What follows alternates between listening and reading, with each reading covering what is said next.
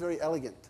And this is why it's basically, I think, is the future for us in big data and very, very inexpensive to implement. You just need hardware. Software is all free. You just need some capability to write some code. OK, so that's Hadoop. That's big data. Ambika, can you tell me time? Just tell me if I tend to talk too much. So, OK, so Mahout. So what's interesting here, OK, this sits on top of Hadoop. Remember, I said the hardest part of this is creating the algorithms, the MapReduce algorithms. So you're going to see in the future vendors coming out with MapReduce algorithms, selling MapReduce algorithms for the analytics industry. You know, I want to run factor analysis, cluster analysis, support vector machines, neural nets, all the things I love to do. I want to do it on a MapReduce format. And you've got Apache already thinking about that right now. They've got a Mahout. That's what it's an Indian name for a rider of an elephant. That's what Mahout is. And they've already releasing all these algorithms. These algorithms are tuned much more. You can notice they're much more for the e-commerce areas. Collaborative filtering is a recommendation algo and things like that. But you can see all the algorithms are starting to write in MapReduce format. And that's the future, basically, I think. I'm seeing that in the R world also. R is kind of getting distributed on the Hadoop as well. OK, let's move over. We're still in 5 minutes left? Oh, OK. OK, let me go quick then. Quick download here. So centralized EDW. Think about this. There's an article in Information Management just came out. An enterprise data warehouse without a database, is that even conceivable? So people are thinking about this. What this is about is you're moving away from this traditional centralized hub-and-spoke topology towards a new world of cloud-oriented and federated architectures, right? The EDW itself is evolving away from a single master schema towards a semantic abstraction layer, right? So it's this semantic abstraction layer is a fancy word for this logical layer to connect all these different disparate data sources. And that's basically what I think the future of the data warehouse. It'll still be a warehouse per se, but it'll be this virtualized warehouse where you have all these disparate elements connected by the semantic layer, right? And that's, I think, the future of the warehouse. Visualization, big topic here. Vendors in this space, Tableau, QlikTech, SAS JMP, SassJump, Spotfire. These are all leaders in the visualization space. The whole idea here, if you want to build your own, you've got Silverlight and Flex, excellent tools for rich internet application technology. Something I recommend highly is look at Silverlight and Flex. State-of-the-art visualization capabilities there. It's a whole idea is about design, aesthetics. A lot of these consumer devices are driving this. It's a big trend, huge trend. It drives consumption. Another big thing to think about, dashboards. I'll call them, there's a great article called Dash Boredom. They're just so boring. I mean, I have a friend who calls me from Australia. He runs a big bank data warehouse. He says, we just spent $6 million. We got a new data warehouse, a new BI tier. We're beautiful. Show me something. I got a graph. I got a gauge. You know, a graph and a gauge for $6 million. It's just crazy. All right? That's what I'm saying. Dashboards are so boring. You have to make them, think about cockpits. Think about the metaphor of a cockpit. So I have a dashboard, but give me a steering wheel. Give me the key to turn this thing on. Give me some buttons. I can fire some missiles. Give me something I can intermediate into the system. I can fire off a campaign. I can run a simulation. I can run an optimization. Give me something. Just don't give me a dashboard. And that's the idea here. Okay? There's a good article on this also. And this is and here's some pictures, right? Follow the finance trading. Follow the traders. Follow the traders. They are the leaders in the analytics industry. I'm just sorry to tell you guys, if you all think you're the leaders, you're not. This industry is the leaders in the analytics space. They are real-time trading. They have real-time analytics. They're dealing with big data. They're dealing with optimization. They're dealing with simulation. They're dealing with amazing visualization screens in this. And they're leading. If you just follow them, you look at the technologies they're doing, it makes life a lot easier. But again, dashboards evolving into cockpits. And a framework for this. So you're thinking, OK, how do I do all that? Well, look at the literature. Simulation literature, there's a beautiful work being done there called Systems Dynamics. Just go to Bing and type in Stella or iThink. These are vendors that provide a lot of good documentation. And you basically create this stock flow environment. It gives you a good way to organize all your metrics. Your metrics then are organized very well for your first generation dashboards or where you want to just build a dashboard. If you want to go into cockpits, then you already have the metaphor for simulation and optimization because you got the whole system basically mapped out. So I won't spend a lot of time on that, but that's called, again, there's an article in Informs just recently published, Analytics Magazine. There's a whole article on this. Check that out. Graph analytics, sparked by social data. So graph analytics is a great visualization metaphor. It has 2 dimensions instead of 1 dimension. You can interact with it, so it's open for multi-touch.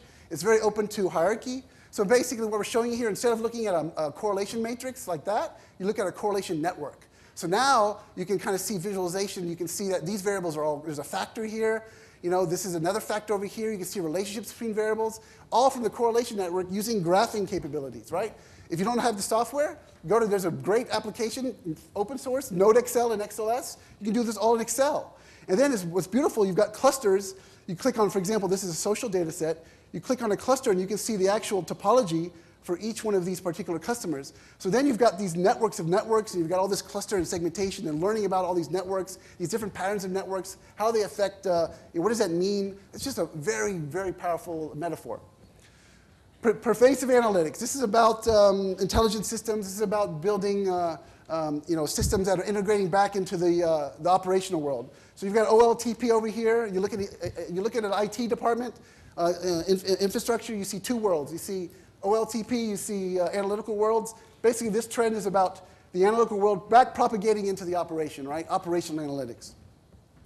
Real time. So real time is not looking at just static data processing anymore. It's looking at streams of data. And it's a whole different paradigm, right? This is, and what's being implemented here are some of the vendors. TIBCO is probably the premier vendor. Again, this is from the financial space mostly. But this is about enterprise service buses, service-oriented architectures, complex event processing, if you heard these terms. This is all about handling events. How do you handle streams of data? How do you handle real-time data? And there's a very elegant byproduct that comes out of this, very elegant. You've got all your disparate systems with your databases.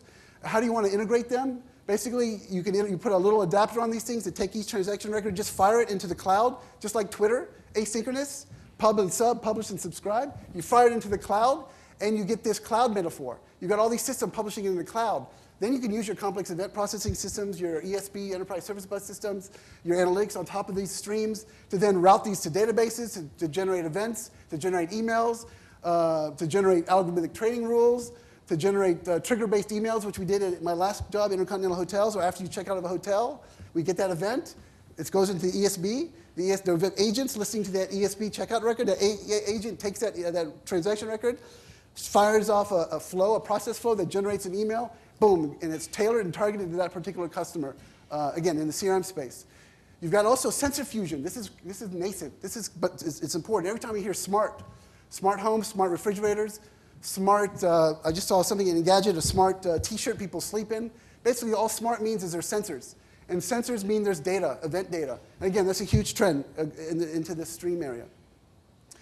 Another important thing in real time just to notice is, again, in a lot of areas, real-time optimization, inventory management, supply chain, et cetera. But think about this. The only reason why this would be important would be the following. You've got a business event occurring up here, right? Business value is on the y-axis. Action time is on the x-axis.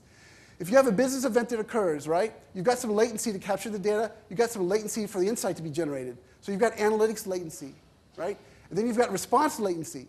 So for example, if I have an event occurring and then it takes me this long to actually take an action, I've lost a lot of business value. So what we're saying here is if you have a problem where you need to react quickly and there's a lot of business value, then this trend is for you, right? Real-time predictive analytics, streams, and events. And then this is, I'm running out of time, but this is exception analytics. There's a framework for exception analytics, signal generators, filter rules, root cause learners. There's a lot of cool things going on there if you're interested in exceptions. Should keep going? Okay, and so what's happening here, this is about what we're saying about moving from dashboards to cockpits. Move to cockpits. This is a great way to do it slowly right now. If you already have an infrastructure, you don't want to spend a lot of money. Just think about exception reporting, right? So what this basically does, you have some KPIs. You have some method to evaluate those metrics, and this time they're using Six Sigma here. So you got process control charts, right? And then when you have a process going out of line, it triggers an event. That event then triggers something, right? And in this case, you have a root cause generator. So what happens is you've got events, you've got exceptions that go through this filter. So you got signals, basically being generated by some kind of methodology. You've got filters or rule-based systems that are looking at rule engines that are looking at those exceptions and creating, looking at those signals and creating an exception. So it's like a filter that says, okay, this is an exception. When an exception occurs, you just trigger 1, 0, exception, non-exception. You can feed that into decision trees, right? So you can quickly see, let the data mine itself, say, okay, I've got an exception, I've got sales down in some stores. What's causing it? Well, you put the decision tree, you slap the decision tree on it, and you say, oh, well, the decision tree says it predicts, the difference between 1 or 0, exception, non-exception, is because of region XYZ. So you can put all those variables in the decision tree learner, and you can figure out what the exceptions are. Very powerful metaphor, pretty easy to do if you've got some analytics capability and some visualization capability. And this will be, you'll be a rock star. I'm telling you, you'll be a rock star if you get this implemented. Okay, so I'm going to cut it here. But if you want to learn about more of these trends, you want to deep dive, drill down, double click deeper, just drop me a note, come see me at the IND booth, and I think that's my time.